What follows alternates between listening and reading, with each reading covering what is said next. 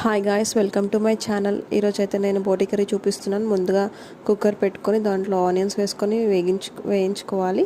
తర్వాత ginger garlic paste అనేది వేసుకోవాలి. తర్వాత పచ్చిమిర్చి వేసుకొని వేగాక బోటి అనేది మంచిగా కడుక్కొని వేసుకోవాలి. వేసుకున్న బోటిని మనం మంచిగా ఆనియన్స్తో మిక్స్ అయ్యేలాగా మంచిగా కలుపుకొని వాటర్ పోయేకి కొంచెం మగ్గించుకోవాలి. దీంట్లోనే కొంచెం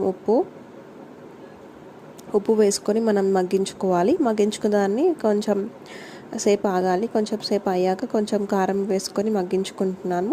ఎక్కువ కారం వేయొద్దు, ముందే కొద్దిగా కారం వేసుకొని బోటి మంచి ఫ్రై అయ్యేలాగా మగ్గించుకున్న ఇక్కడ నేను పసుపు కూడా యాడ్ చేశాను. పసుపు యాడ్ చేసి కొంచెం మిక్స్ చేసేసుకుంటున్నాను. వాటర్ అనేవి మొత్తంగా ఇంకిపోయాక నేను ధనియాల పొడి అనేది కూడా యాడ్ చేసుకుంటున్నాను. నేను రెండు టమాటాలు అనేది కట్ చేసుకొని వేసుకున్నాను. మళ్ళీ ఇంకా ధనియాల పొడి కొంచెం కారం అనేది వేసుకున్నాను. ఫైనల్గా బోటి కర్రీ అయితే ఇలా రెడీ అయిపోయింది. Thank you guys.